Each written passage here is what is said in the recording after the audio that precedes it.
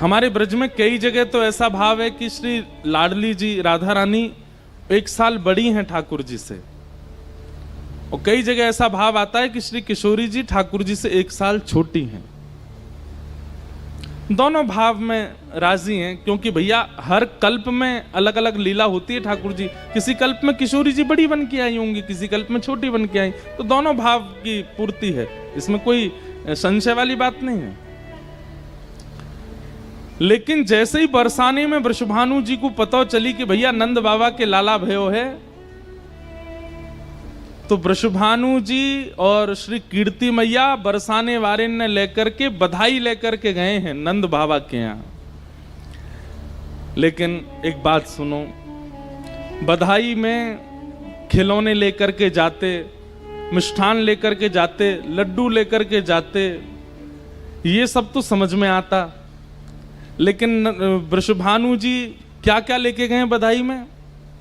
सबसे पहले वस्त्र लेकर के गए, टीका लेकर के गए, नारियल लेकर के गए, सहरा लेकर के गए, तिलक चंदन अक्षत लेकर के गए। 1 दिना के लाला को ब्याह पक्को करवे आए हैं श्री वृषभानु जी। नंद बाबा अटारी से लुटा रहे, तभी नंद बाबा बोले अरे हमारे मित्र वृषभानु बाबा आए, भैया मार्ग दो सब लोग। वृषभानु जी इतनी बैलगाड़ियों में सामग्री लेके आए, ब्रजवासी सब देख रहे हैं भैया जी कहा लेके आए हैं, ये लुटावे के काजे खिलौना लेके आए होंगे। लेकिन जैसे ही कपड़ा हटाया सब बैलगाड़ी इनके ऊपर से, तो उनमें तो ब्याह पक्के करवे वाली सामग्री धरी है। ब्रजवासी ने जैसे ही देखी बोले कि अरे लाला को जन्म ना भयो वाते पहले ब्याह संबंध वाले आ गए। नंद बाबा ने सामग्री देख करके वृषभानु जी को हृदय से लगाया, बोले कि आप ये सब क्या? बोले हम तो भैया अभी पक्को करवे आए हैं, लाला है। उसको क्या बोलते हैं? गोद भराई। गोद भराई बोलते हैं, कहीं रोका बोलते हैं, कहीं टीका बोलते हैं। 1 दिना के लाला को टीका है क्यों? अष्टमी को ठाकुर जी भय, नवमी को तो सगाई हो गई ठाकुर जी की। वृषभानु जी गए, लाला को गोद में लियो, इतने में कीर्ति मैया आई, नारियल हाथ में धर दियो, तिलक कर दियो, चंदन लगा दिए, चरण पूज लिए जमाई राजा के। लेकिन ये सब लीला जब चल रही थी, तब यशोदा मैया बोली, हे कीर्ति मैया, आपने लाला को संबंध पक्को कर दियो, लेकिन लाली तो भई ना अभी तक, अभी बरसाने में लाली तो भई नहीं है और आप पक्को कर गए। तो वृषभानु जी के नेत्र सजल है गए, और सजल है करके श्री वृषभानु जी ने कितनी अच्छी बात कही। बोले संबंध पक्को कर दियो है, लाला को तिलक कर दियो है, अब देवता ने देख लिया होगा कि भैया संबंध पक्को कर गए हैं, सास ससुर बन गए हैं, तो अब लाली भेजो। अब लाली नहीं भाई तो आनो पड़ेगा लाली को, क्योंकि संबंध तो है गए। और यहां वृषभानु जी और नंद बाबा नाच रहे, हमारे ब्रज में बधाई गाते हैं। आप सब लोग कहना बरसाने से टीको आयो, क्या बोलोगे? नंद महर घर धोटा जायो, नंद महर घर धोटा जायो, बरसाने से टीको आयो, यशोदा जी ने लाला जायो, बरसाने से टीको आयो, नंद बाबा के लाला आयो, बरसाने से टीको आयो, हे नंद महर घर धोटा जायो, बरसाने से टीको आयो, आनंद महर घर धोटा जायो, बरसाने से टीको आयो, हे ब्रजवासिन को मन हर्षायो, बरसाने से टीको आयो, हाँ ब्रजवासिन को मन हर्षायो, बरसाने से टीको आयो, हे नंद महर घर धोटा जायो, हे नंद महर घर धोटा जायो, बरसाने से टीको आयो, वृषभानु जी ने जमाई पायो, बरसाने से टीको आयो, कीरत मैया के जमाई आयो, बरसाने से टीको हे नंद महर घर धोटा जायो, बरसाने से टीको आयो, हे नंद महर घर धोटा जायो, बरसाने से टीको आयो, आनंद घर आनंद भयो, जय कन्हैया लाल की, हे नंद घर आनंद भयो, जय कन्हैया लाल की, हे यशोदा के लाला भयो, जय कन्हैया लाल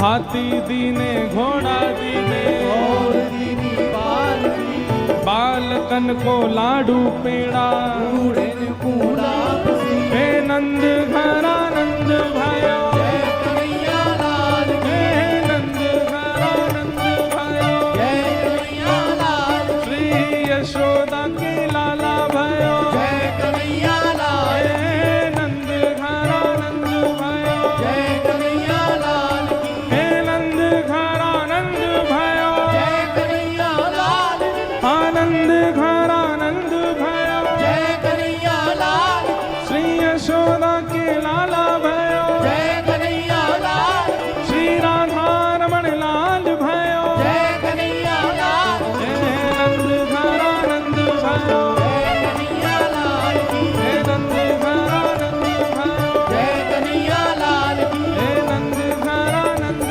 भयो जय कन्हैया लाल की आनंद घरा नंद भयो जय कन्हैया लाल हे नंद घरा नंद भयो जय कन्हैया लाल आनंद घरा नंद भयो जय कन्हैया लाल प्यारो राधा वल्लभ लाल भयो जय कन्हैया लाल श्री राधा वल्लभ लाल भयो जय कन्हैया लाल प्यारो राधा रमण लाल भयो जय कन्हैया लाल प्यारो गिरधर गोपाल भयो जय कन्हैया लाल हे नंद घरा नंद भयो जय कन्हैया लाल की आनंद घरा नंद भयो जय कन्हैया लाल की हे नंद घरा नंद भयो जय कन्हैया लाल हे नंद घरा नंद भयो जय कन्हैया लाल आनंद घरा नंद भयो जय कन्हैया लाल की हे नंद घरा नंद भयो जय कन्हैया लाल की सब ब्रजवासी गा रहे हैं ओ जुग जुग जीवेरी यशोदा मैया तेरो यशोदा मैया तेरो ललना हाँ जुग जुग जीवेरी यशोदा मैया तेरो ललना जुग जुग जीवेरी यशोदा मैया तेरो ललना अरे हाँ तेरो ललना नंद रानी तेरो ललना तेरो ललना नंद रानी तेरो ललना ओ तेरो ललना नंद रानी तेरो ललना तेरो ललना नंद रानी आइए। तेरो ललना ओ जुग जुग जीवेरी यशोदा मैया तेरो ललना जुग जुग जी मेरी यशोदा मैया तेरो ललना जुग जुग जीवेरी यशोदा मैया तेरो ललना जुग जुग जी मेरी यशोदा मैया तेरो श्री जगन्नाथ महाप्रभु की जय हो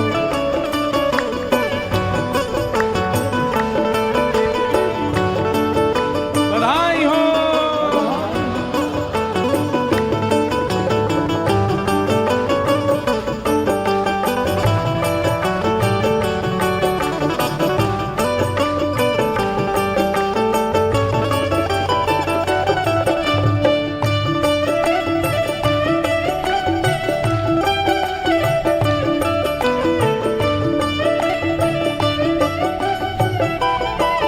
ओ धन्य घड़ी जब होए यशोदा मैया कह के बोले ये घड़ी जब हुए यशोदा मैया कह के बोले हाँ धन्य घड़ी जब होए यशोदा मैया कह के बोले ये घड़ी जब हुए यशोदा मैया कह के बोले ओ नूपुर बांध दो चरणन में घुट मन डोले नूपुर बांध दो चरणन में घुट मन डोले नूपुर बांध दो चरणन में घुट मन डोले नूपुर बांध दो चरणन में घुट मन डोले हे पकड़े बाबा की उंगलियां तेरो ललना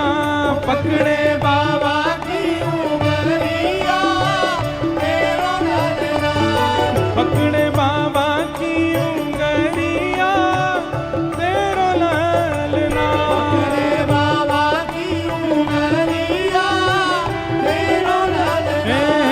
जुग जुग जीवेरी यशोदा मैया तेरो ललना। हो जुग जुग जी मेरी यशोदा मैया तेरो ललना। बड़े भागते यशोदा मैया ऐसो सुत तेन जायो। बड़े भागते यशोदा मैया ऐसो सुतन जायो। हाँ बड़े भागते यशोदा मैया ऐसो सुत तेन जायो। बड़े भागते यशोदा मैया ऐसो सुतन जायो। कैसो सुत? यशोदा मैया के लाला कैसे हैं? कोई को लाला कोई नगर को सेठ है सके, कोई को लाला कोई बहुत बड़ो अधिपति है सके, करोड़पति है सके, पर ये ऐसे लाला कैसे लाला?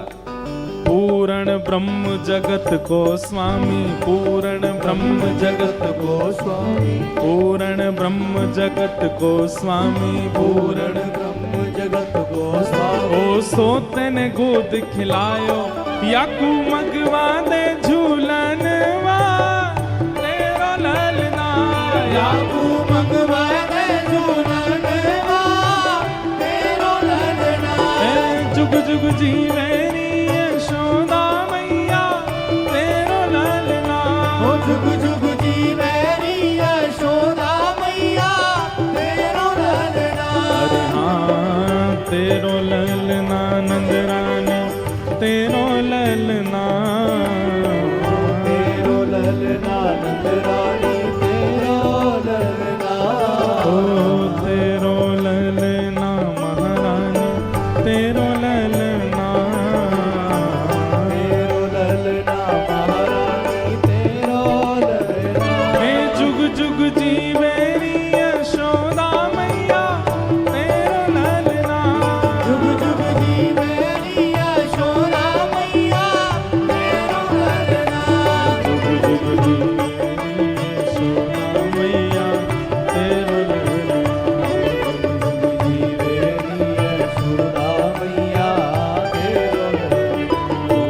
जुग जीवेरी यशोदा मैया तेरो ललना।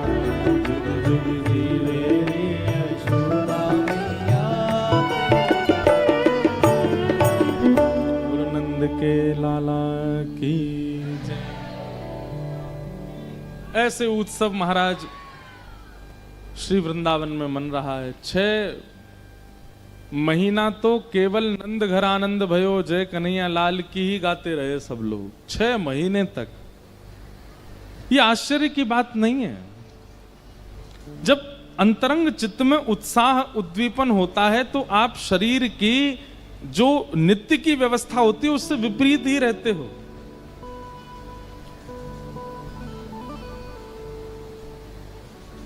और ब्रजवासियों की वो अवस्था हो गई है। 6 महीने तक सब नाच रहे हैं, गा रहे हैं, उत्सव मना रहे हैं। इसी बीच में वृषभानु बाबा आए, लाला को संबंध कर गए, पक्को कर गए। इतना आनंद हो रहा है कि लाला को जन्म भयो ब्याऊ पक्को है को। ढाणी को आयो, ढाणी का प्रसंग इतना सुंदर है। मेरे मन आनंद भयो ब्रजराज ही याचन आयो। अपने अपने मन को मतो कह परिवार सुनाओ। एक ढाणी के होते हैं। इन ढाणी के जो इनका काम क्या है कि हमारे यजमान के घर कोई शुभ समाचार होगा तो हम मांगने जाएंगे। तो नंद बाबा को ढाणी को इतना भाग्यशाली है कि वो नंद बाबा को ढाणी है, लेकिन वाकू आज तक कछु मांगवे को अवसर ही नहीं मिलो। लाला ही ना भयो, लाला लाली कोई भी ना भयो। नंद बाबा के ढाणी के मन में विचार करे कि हे विधाता, मेरे यजमान के घर एक बालक है जाए तो भले ही वो ब्रज के राजा हैं, इतने संपत्तिवान हैं, पर क्या फायदा, मैं कभी कछु मांगवे ही नहीं जा पायो। और आप सोचेंगे इनका काम मांगने का करते क्या? ये यजमान की तरफ से उसकी रोज शुभकामना करते रहते हैं, उनका भला हो, उनका अच्छा हो, उनके परिवार का अच्छा हो। एक प्रकार से वेल विशर्स होते हैं। अब नहीं होते, ये पहले होते थे। और जब भी घर में कुछ अच्छा होता था तो इनको मुंह मांगी वस्तु दी जाती थी। कि भाई इन्हीं की प्रार्थना से हमारे घर में अच्छा हुआ है। तो ढाणीके को एक चिंता और रहती थी कि 80 साल हो गए लाला ना भयो, लोग मुंह पे शंका करते होंगे कि मैंने प्रार्थना नहीं करी या हमारे नहीं हैरो है। और जब जब नंद बाबा दिख जाते थे तो ढाणीके को बोलते भी थे, अरे ढाणीके कभी जाए कर भैया ने हमारी अर्जी लगाए देकर कछु घर में ने आनंद हो। बोले बाबा तुम विश्वास नहीं मानोगे, मैं रोज 33 कोटि देवता ने प्रणाम करूं कि हमारे नंद बाबा घर एक लाला है जाए। और आज 80 बरस के बाद नंद बाबा के यहां लाला भयो है। ढाणीके ने अपनी कमर कसी है महाराज, आज नए वस्त्र पहने हैं, रोज प्रतीक्षा करे कब समय आवेगो इन्हें निकाल के मैं धारण करूंगा। आज वस्त्र पहन करके उत्साह में, आज ना नाश्ता कियो ना भोजन कियो, कछु जलपान भी नहीं कियो, सुबह से ही इतना आनंद में है कि आज नंद बाबा के यहाँ जाऊंगो, इतने वर्षन बाद मुकु कछु मांगवे को अवसर मिलो है। इतना सुंदर प्रसंग है, हमारे ब्रज के संत सुनते हैं रोने लगते हैं। नंद बाबा सबको लुटा रहे हैं, तभी देखते हैं कि दूर ढाणी का खड़ा है चुपचाप। 80 बरस की प्रतीक्षा। नंद बाबा को जैसे देखा, नंद अरे इतकुआ यहां पे आ गया, और दौड़ करके ढाणीके को अपने हृदय से लगा, भैया तेरी प्रार्थना सो हमारे घर देख नीलमणि जैसो लाला भयो है। आज चूक मत करियो, आज चूक मत करियो, बहुत दिनान बाद तू को अवसर मिलो, मांग ले, जो तू जो कहेगो सब दूंगो तो को, बता कहा चाहिए। बोले बाबा एक बार लाला को दर्शन तो कराए तो है कैसो। और नंद बाबा ढाणीके को लेके गए, जैसे ही यशोदा मैया ने लाला गोद में दियो, नंद बाबा बोले अब तू काम कर, लाला गोद में लेके बता तू को कहा दूं। ढाणी को बोलो बाबा जी लाला इतना सुंदर है, यही दे दो मुझे, तो मैं तो यही ले जा रहा हूं, यार देख के कछु मांगवे की इच्छा ही ना है रही बाबा। यशोदा मैया की इधर इतकू दे दे, यहां दे दे, बहुत दिनान में भयो है, तू यही ले जाएगो, अब चल जल्दी बता तू को कहा चाहिए। तब ढाणीके ने अपने परिवार के लोगों की इच्छाएं बताई। मेरे मन आनंद भयो, ब्रजराज ही याचन आयो, अपने अपने मन को मतो कह परिवार सुना। अच्छा एक और नियम होता है, जब लाली होती है ना तो ढाणेन आती है, मतलब ढाणी की पत्नी आती है, और जब लाला होता है तो ढाणी का आता है। जब किशोरी जी हुई वहां बरसाने में तो वहां ढाणिन गई थी, और नंद बाबा के और ब्रजभानु जी के ढाणिन एक ही हैं। कितने भाग्यशाली हैं ये। यहां लाल जी के हैवे पे ढाणी आया और वहां किशोरी जी के हैवे पे ढाणिन गई है। ये सब ब्रज के विलास हैं, ब्रज के सुख हैं ये। इनमें कोई ज्ञान नहीं है, इनमें कोई वैराग्य नहीं है, ये केवल सुनकर के आनंद होने वाली बातें। तेरे तात कहो समुझाए राय सो, जाए शीशा दीजे। मेरे बड़े भैया ने नंद बाबा जैसी सुनी कि आपके घर लाला भयो है तो उनने आशीष दियो है, भैया मेरी तरफ से लाला को खूब आशीर्वाद दियो। और आशीष के बदले कहा मांगो है? नंद बाबा बोले जल्दी बता कहा मांगो। बोले 200 भैंस दूध मन मन की मेरे काजे लीजो। एक भैंस के नीचे एक मन दूध होना चाहिए, ऐसी 200 भैंस लेके आइयो। नंद बाबा बोले भैया हम तो गौ पालक हैं, हमारे यहाँ भैंस कांते आई, हम तो कांते देंगे। और एक बात बता तेरी उम्र कितनी है? ढाणी को बोलो मैं 90 को है गो। और तेरो बड़ो भैया कितने को है? बोले वो 120 वर्ष को है गो। बोले 120 वर्ष को 200 भैंसन के दूध में कहा नहावेगो कि नदी बनावेगो, करेगो कहा इतनी भैंसन को? अब बाबा करेंगे कहा जी तो मुझे ना पता। उनने जो कही मैं तुम आपको ब्रजभाषा समझ आ रही है ना सबको, उनने जो कही मैं तुम्हें बता रहा हूं। नंद बाबा बोले ठीक है कहीं तो मंगवा के देंगे भैया। और बता तापाछे आछे समुझाए तिनके जेठे भैया। मेरे एक सबसे बड़े भैया और हैं। अच्छा, तो ये 120 वारे थे, ऊपर एक और है। बोले हाँ, वो कितने, वो 150 वर्ष के हैं। उनने कहा मांगी भैया? बोले मेरी तरफ से लाला को आशीर्वाद दियो, ता पाछे आछे समुझाए तिनके जेठे भैया, उनके काजे दीजो बाबा सुबह 700 गैया। 700 गैया।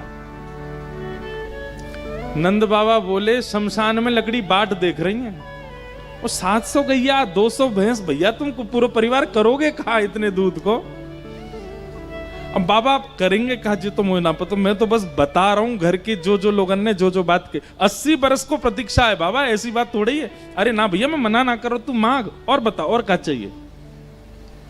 आहा, बोले मैं दोनों भैया की बात सुन के आने लगो, बेटा बड़ो सुखदाई तैसे वाके साथी, वाके काजे दीजो बाबा मत मदा तो हाथी।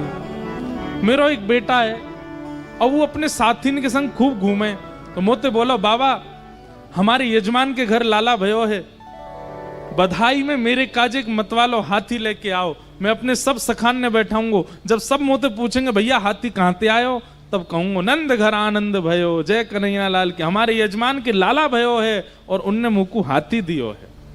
सब जगह प्रचार करूंगा लाला को। नंद बाबा बोले ठीक है, हाथी देंगे। अच्छा, ये सब बातें हो रही हैं और चारों तरफ ब्रजवासी बैठ करके सुन रहे हैं कि नंद बाबा कितने उदार मना हो गए। अचानक से कितनी उदारता नंद बाबा में आ गई है।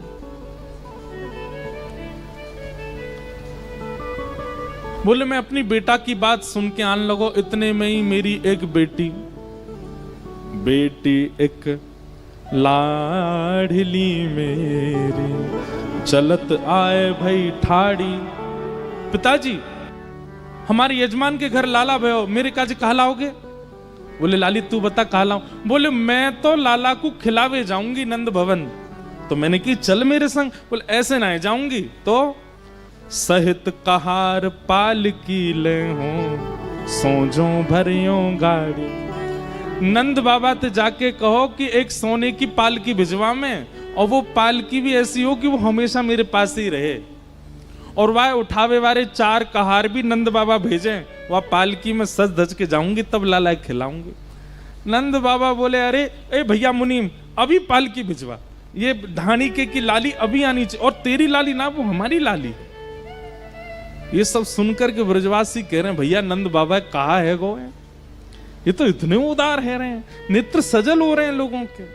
ठाकुर जी जीवन में आते हैं तो ऐसे ही हो जाते हैं। और बता और कहा चाहिए? है गए सब घर के लोग पुरबनाएं अभी तो बहुत हैं, सुन लो। बोले इतने में ही मेरी बहू आज तक मुंह से बोली नहीं, मेरी बहू मोते आज तक कभी बोली नहीं, लेकिन आज पहली बार बोली। बोले ससुर जी पिताजी एक बात कहूं, बुरा मत मानियो। मैंने कि हाँ लाली बोल। मेरे पिताजी ने आपके छोरा ते मेरो ब्याह या मारे करायो क्योंकि आप नंद बाबा के ढांडी हो, लेकिन जब ते मैं ब्याह के आई हूं मैंने तो कभी कछु सुनो नहीं कि नंद बाबा के यहाँ ते कछु आयो हो। आज पहली बार आप मांगवे जा रहे हो तो मेरी तरफ से भी आशीष दियो और कछु लेके आई हूं। बोले बता ना बहू, तू बता। बेटा बधू लाज तज मोसो घूंघट मुख दे बोली, नख सिख सो गहनो सब ले हो तीहर से ती चोली। पैर के नख से लेकर के सिख तक जितने गहने होते हैं सब बनवा के लाओ, और बढ़िया सुंदर साड़ी लेके आई हूं, वह पहन के लाला को मिलवे जाऊंगी। नंद बाबा के नेत्र सजल है। बोले भैया तेरी बहू हमारी बहू है, देंगे। और बता। बोले मैं सबकी बात मान के आन लगो, इतने में ही मेरी मैया आई। नंद बाबा बोले अभी बैठिए तेरी मैया, इतने बड़े बड़े तुम सबरे है गए, तुम्हारी मैया अभी बैठी? हाँ बैठी। कितने साल की है? बोले मैया 220 वर्ष की है गई है। भाई द्वापर युग में तो बड़ी उम्र के लोग होते थे। बिना दांत वाली मेरी अम्मा आकर के बोली, ए रुक जा, डट जा, यहाँ पे नंद बाबा के कुल खानदान के ढाणी के हैं हम, और ये नंद बाबा के यहाँ इतने साल बाद लाला भयो है, कोई कछु मांग रो, कोई कछु मांग रो, मेरी बात सुन के जा। मैंने चरण पकड़े, मैया बोल, कहा कह रही है? मेरी मात कहो समुझाए राय सो,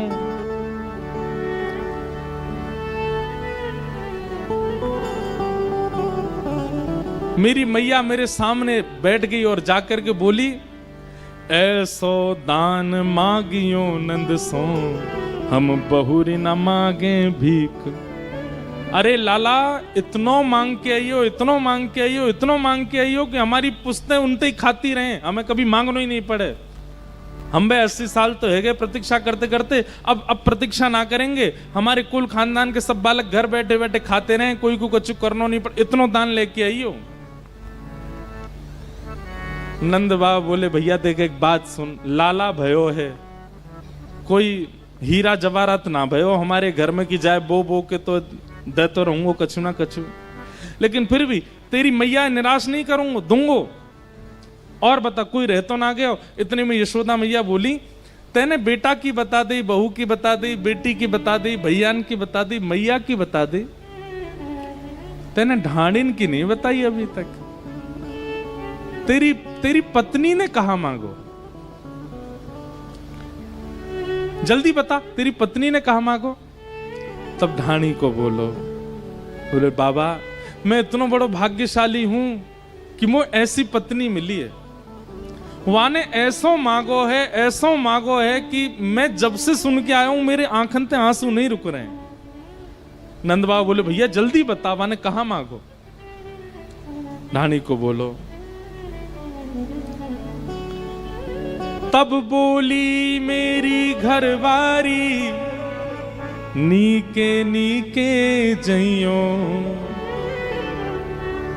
मोए एकांत में ले गई और एकांत में भीतर ते कुंडी लगा करके कमरा में बोली, कोई 200 भैंस मांग रो, कोई 700 गैया मांग रो है, कोई पालकी मांग रो, कोई सोनो मांग रो। और हमारी सासू माँ ने तो सबन के पार कर दी, करे इतना लेके आई हो कि हमारे कुल खानदान खातो रे। भैया नंद बाबा हमारे यजमान हैं, वे यदि थोड़ो दें बहुत कर मानो, पर लाज राख घर आइयो। कहीं वहां ऐसी बात नहीं आ जाए, देखो कैसो भिकारी मंगता आयो, इतनो मांग रो। अगर नंद बाबा एक तुलसी दल भी दे दें तो वाकू सिर पर रख के नाचते हुए घर रही हो, लेकिन हमारी लाज रख के आई हो, इतनो मांग भी की जरूरत नहीं है। ये सुन करके नंद बाबा के नेत्र सजल हो गए, तुरंत हृदय से लगाया और मुनीम जी से कहा, बोले जो जो कहा है सब दुगना दुगना करके भिजवा दो ढाणी के यहां पर। ऐसा उत्सव, तभी तो सब ब्रजवासी गाने लगे, हाथी दीने, घोड़ा दीने, और दीनी पालकी, बालकन को लाडू पेड़ा, बूढ़िन को लापसी, कड़े दीने, छड़े दीने, दीनी मुक्ता मालती, नंद घर आनंद भयो, जय कन्हैया लाल। ऐसा उत्सव मन रहा था। ठाकुर जी की छठी उत्सव, ठाकुर जी 6 दिना के भये। छठी उत्सव जैसे ही ठाकुर जी को भयो, इतने में ही सबसे पहली राक्षसी को आगमन भयो, जिसका नाम है पूतना। 6 दिना के हेते ही राक्षसी को आगमन है गयो। पूतना आई, इतनी सुंदर बनकर के आई थी तो वो राक्षसी, लेकिन इतना सुंदर स्वरूप धारण करके आई कि जो देखे वो उसके रूप पर मोहित हो जाए। क्योंकि वो स्वरूप इसीलिए सुंदर बना के आई थी कि सब उसके रूप पर मोहित हों। क्योंकि ये आज से नहीं, हमेशा से ही संसार का नियम रहा है कि हम लोग रूप, स्वरूप और वस्त्रों पर जल्दी आकर्षित हो जाते हैं। हम स्वभाव नहीं देखते, हम प्रभाव देखते हैं। व्यक्ति प्रभावशाली कितना है उस पर हमारा आकर्षण बहुत जल्दी हो जाता है। व्यक्ति के अंतरंग स्वभाव कैसा है इस पर हमारी रुचि कम बैठती है। ये प्रत्येक, मुझसे लेके पीछे तक हर व्यक्ति का यही गुण होता है। लेकिन जब आप बहुत सत्संगी हो जाते हो, जब आप ठाकुर जी के भजन में रत हो जाते हो, तो यह व्यवहार आपका बदलता है। आप फिर प्रभाव पर ज्यादा आकर्षित नहीं होते। अभी क्या होता है, अभी कोई फिल्म एक्टर आ जाए, यहां आकर के खड़ा हो जाए मंच की, तो आप में से कुछ लोग भागेंगे उसके पीछे, लेकिन कुछ लोग नहीं जाएंगे, क्योंकि वो जानते हैं कि केवल प्रभावशाली है, स्वभाव इसका नहीं है। लेकिन यहां पर अभी इसी वक्त आपको खबर पड़ जाए कि राउल केला में, चौक में कहीं पर साक्षात जयदेव महाप्रभु प्रकट हो गए हैं, साक्षात गीत गोविंद के रचयिता महाप्रभु आ गए हैं, क्या होगा? आप सब तो भागोगे, मैं भी भागूंगा। अरे भैया कथा के बाद में सुनाएंगे, चलो पहले उनके दर्शन करें। क्यों? प्रभावशाली नहीं है उनका, हमने तो देखा भी नहीं, हम तो जानते भी नहीं कि जयदेव महाप्रभु कैसे हैं, पर उनका जो स्वभाव है वो गीत गोविंद में दिखता है। स्वभाव के प्रति आकर्षण ये सत्संग प्रारंभ कराता है, प्रभाव नहीं। और पूतना स्वभाव से तो कैसी है? राक्षसी है, मारने आई है ठाकुर जी को, लेकिन प्रभावशाली बन के आई है। ऐसे काजर लगा के, ऐसे कुंडल मटका करके, और बढ़िया सुंदर साड़ी पहन करके, इतना सुंदर मेकअप आदि करके आई है। उस समय में वर्णन करते हैं, जैसे ही पूतना गोकुल में आई, सब मोहित हो गए। अरे केवल पुरुष नहीं, गोपियां भी कहने लगी, अरे राम कितनी सुंदर है, या कुछ देखो तो सही। एक गोपी बोली, तू मेरी बात माने चाहे मत माने, ये यशोदा को लाला नीलमणि है, मुझे तो कभी कभी ऐसा लगे साक्षात नारायण ही लाला बन के आयो है, और आज मेरी बात पर मोहर लग गई। क्यों? वह नारायण को दर्शन करवे, देख लक्ष्मी चली आ रही है। भैया ऐसी सुंदरी हमने तो नहीं देखी कभी, इतनी सुंदर। उसकी चाल मधुर, उसकी बोली मधुर, उसके नेत्र मधुर, सब कुछ मधुर था। लेकिन सबसे बड़ी विडंबना, सब मोहित हो गए, लेकिन जिसको होना चाहिए था वो नहीं हुआ।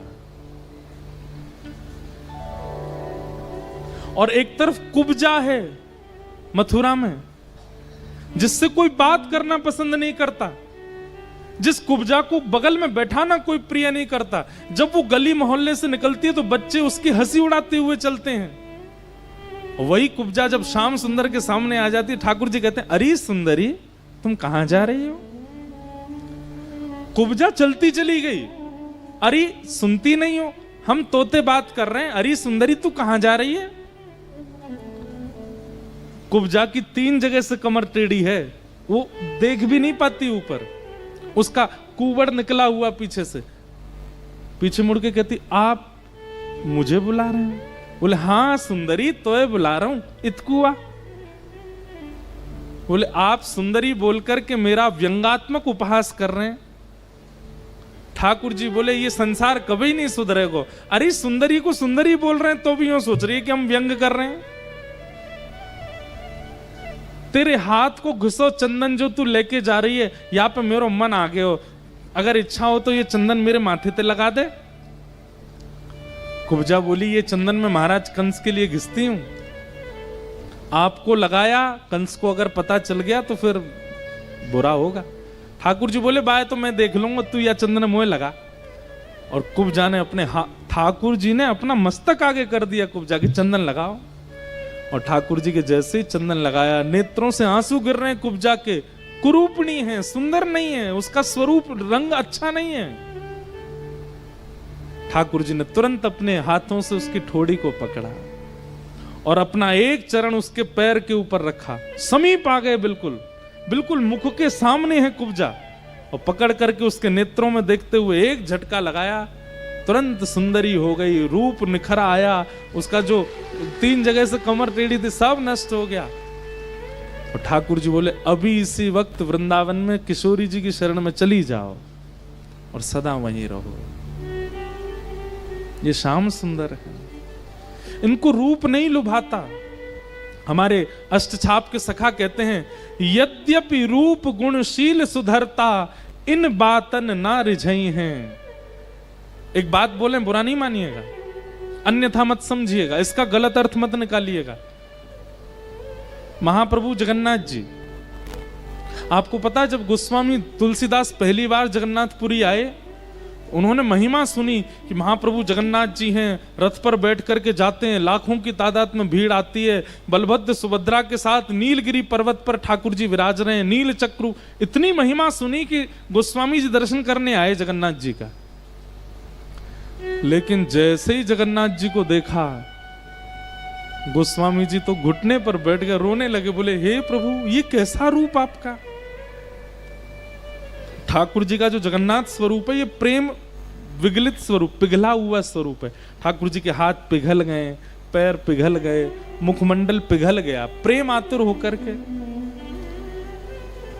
तुलसीदास जी ने एक क्षण दर्शन किया, तुरंत निकल गए मंदिर से बाहर, बोले मैं नहीं देख सकता। बिना पैर, बिना हाथ, बिना कान, बिना नाक, बिना मुख के ठाकुर जी, ये कैसा आपका स्वरूप है। हम आपके रूप का वर्णन करते हैं, अधरम मधुरम, वदनम मधुरम, हसितम मधुरम, चलितम मधुरम, मधुराधिपते रखिलम मधुरम, और यहां आप कैसे रूप में बैठे हो। अर्धरात्रि में ठाकुर जी प्रकट हो गए तुलसीदास जी के पास। गोस्वामी जी ने प्रणाम किया, बोले भगवान ये कैसा रूप आपने बिठाया है मंदिर में। ठाकुर जी बोले क्यों। बोले आपके हाथ नहीं है, पिघल गए, पैर नहीं है, पिघल गए, मुख नहीं है, पिघल गया, ये कैसा स्वरूप है आपका, बिना हाथ पैर के ठाकुर जी। गोस्वामी जी बोले पहले, ठाकुर जी बोले तो फिर पहले रामचरितमानस में जो तुमने चौपाई लिखी है ना,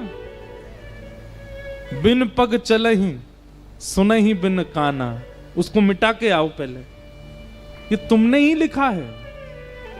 अरे तुम खुद लिखते हो कि बिना पैर के वो चलता है, बिना हाथों के वो विधि विधि कार्य करता है, बिना कानों के सुनता है, बिना नेत्रों के दिखता है, और आज जब मैं उसी रूप में प्रकट हो गया तो तुम डर रहे हो मुझे देख के।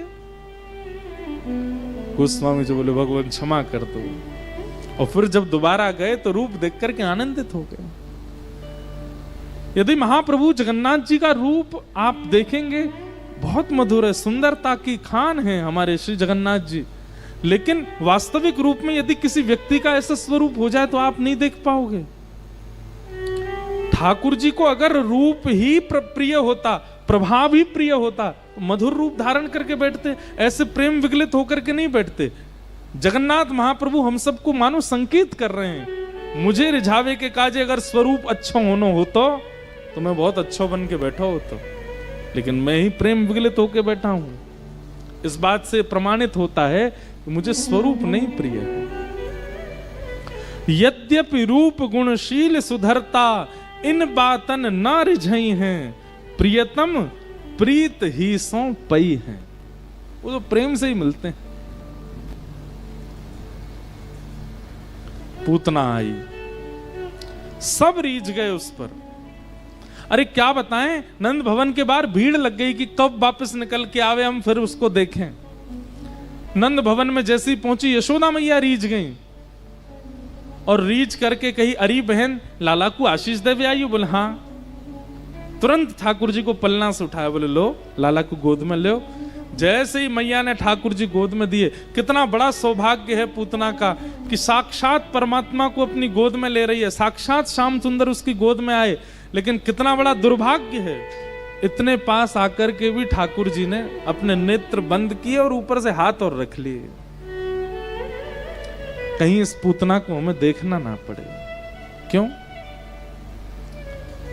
क्योंकि आवरण चढ़ा करके, ये मुखौटे वाले लोग ठाकुर जी को अच्छे नहीं लगते। आप लोग समझ रहे हैं मुखौटा किसे कहते हैं? जो हैं कुछ पर दिखाते हैं कुछ, इसी को पाखंड भी कहते हैं। वो ठाकुर जी को प्रिय नहीं बिल्कुल भी। ठाकुर जी बोले मैंने रावण देखो, मैंने ताड़िका देखी, मैंने कुंभकर्ण देखा, और अभी मैं अघासुर, बकासुर, धेनुकासुर, केसी, कंस सबको देखूंगा, लेकिन तुझे नहीं देखूंगा। क्यों? क्योंकि ये सब राक्षस रूप हैं और राक्षस रूप में मेरे सामने आए हैं, लेकिन तू राक्षसी होकर के भी सुंदरी बन के आई है, तू राक्षसी होकर के भी इतना सुंदर रूप धारण करके आई है, अपना रूप बदल करके आई, इसलिए ठाकुर जी ने नहीं देखा। भैया हरि जी में जैसो तैसो तेरा, हरि जी में जैसो तैसो मैं जैसा हूं मैं आपका, इसमें कोई अंतर नहीं, कोई परिवर्तन नहीं करना चाहिए। नहीं तो पूतना की तरह ठाकुर जी हो सकता है कि हमें भी ना देखें। पूतना रूप बदल करके आई, ठाकुर जी को गोद में लेकर के जैसे पयोधर पान कराना शुरू किया, भगवान ने उसके विष को पिया और विष को पीते हुए जैसे ही गाढ़म कराभ्याम भगवान प्रपिड्यत प्राणै शमम रोष शमन वितो पिबत, ठाकुर जी ने जैसे ही प्राण पीने शुरू किए पूतना के, सा मुंच मुंचाल मित प्रभाषणी, ठाकुर जी को पकड़ करके खींचने लगी, अरे बालक छोड़, अरे बालक छोड़, अरे बालक छोड़। ठाकुर जी तो इतने कस के उसका दुग्ध पान कर रहे हैं, प्राणों को पीने लगे। अपने वास्तविक रूप में जैसे ही पूतना आई, विशाल राक्षसी रूप धारण करके नंद भवन के पीछे गिर पड़ी और पूतना का वध हो गया। बोलो पूतना मर्दन गोपाल की।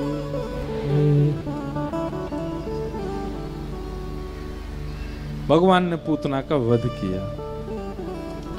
सब ब्रजवासियों को पता चला कि भैया इतनी जोर की आवाज आई, दौड़ करके जाके देखा तो पूतना मरी पड़ी है। भगवान को खोजा तो ठाकुर जी उसके ऊपर ही पयोधर पर लेटे हुए मिले।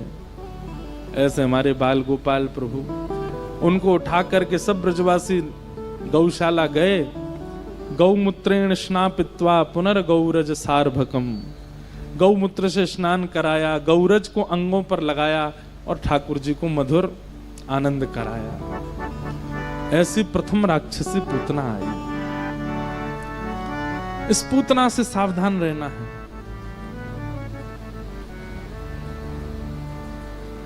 भगवान पूतना को कौन सी गति प्रदान करते हैं? तो कहते हैं पूतना लोक बालग्नि राक्षसी रुधिरासना जिघांक्षयापि हरे स्तनम दत्वाप सदगतिम।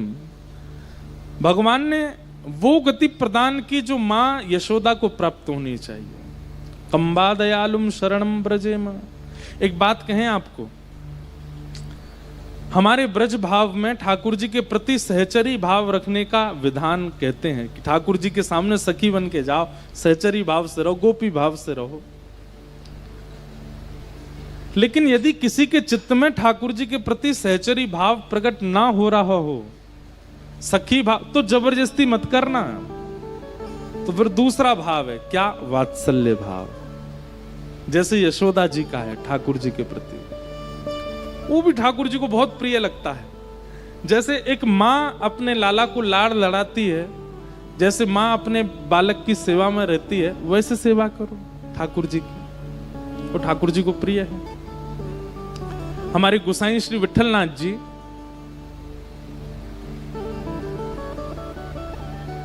एक दिन ठाकुर जी का दूध भोग लगा रहे थे, तो जैसे ही पर्दा किया तो ठाकुर जी सचल हो जाते थे, श्रीनाथ जी, और सचल होकर के उनकी गोद में बैठ जाते थे गोसाई विठलनाथ जी की में, और कहते अब मोह पिबाओ।